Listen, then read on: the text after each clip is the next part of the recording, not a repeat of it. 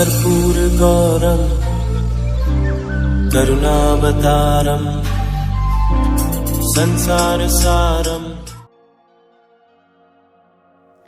ओम शिवा, जय माता दी। पुनः स्वागत है आप सभी का। सूर्य बाबा हो गए हैं उच्च प्रभावी मेष राशि पर और हमारे प्यारे प्यारे मिथुन राशि के जातक हैं, इनको 5 कार्यों की गारंटी दे रहे हैं। 5 काम आपके सिद्ध होने ही होने हैं, तो उन पर चर्चा कर लेते हैं। पहले गोचर समझ लेते हैं सूर्य बाबा का।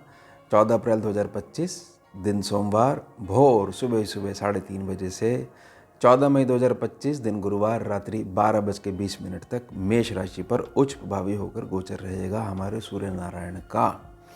अब 5 काम की गारंटी है और थोड़ी सी सावधानी भी है, जिससे कि काम की जो गारंटी है वो बनी ही रहे। उसको समझ लेते हैं। कैसे?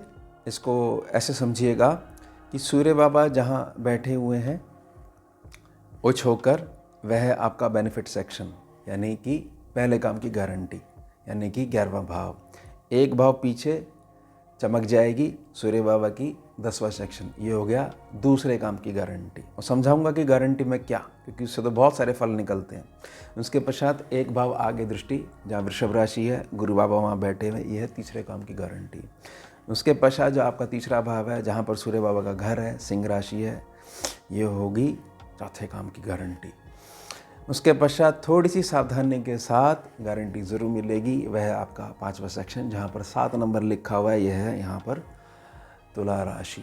यहाँ पर थोड़ी सी सावधानी। और थोड़ी सावधानी कहाँ पर? जहाँ पर सूर्य बाबा स्वयं बैठे हुए हैं, यानी कि 11वें सेक्शन पे। चलिए एक एक करके समझते हैं 5 कौन कौन से कार्य सिद्ध होने वाले हैं, क्या क्या सावधानी है।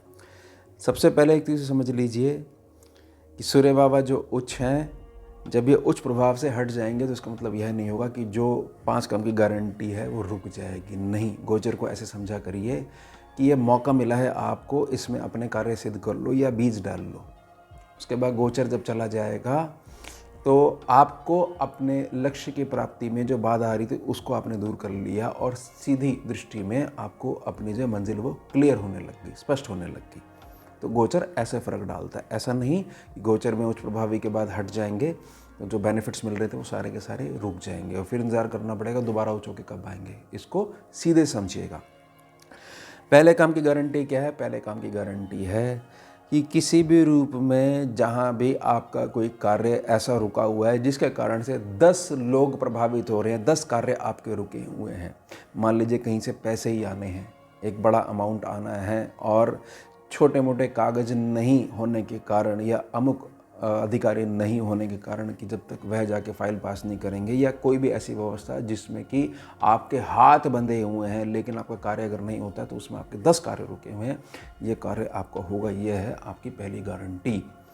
हर प्रकार से सूर्य बाबा आपको इनकम का आशीर्वाद दे रहे हैं गारंटी के रूप में।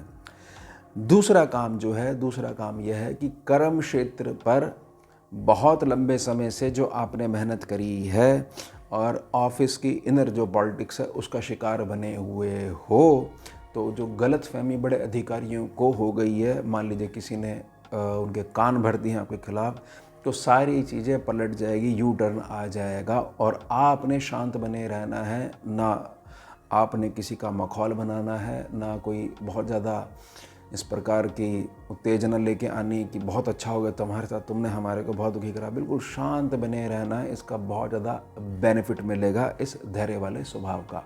तो ये होगी आपकी दूसरी गारंटी।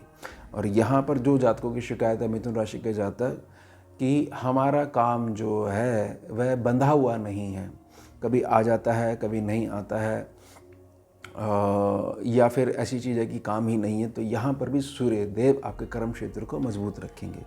अब तीसरी जो गारंटी है, तीसरी गारंटी यह चीज़ है कि जो जातक अपने निवास स्थान से दूर है और पूरे घर की बरकत की जिम्मेदारी उसकी है, यानी कि अकेला अर्निंग मेंबर है या घर का ज्येष्ठ है, कोई भी हो सकता है, लड़का भी हो सकता है, लड़की भी हो सकती है, तो अब जो आप अपने घर से दूर जाकर इतनी मेहनत कर रहे हो, इतनी स्ट्रगल कर रहे हो, वह अब सफल होने वाली है। और अब यह कहा जा सकता है कि सूर्य बाबा के आशीर्वाद से अब आप चैन की रात्रि की मीठी मीठी नींद ले पाओगे।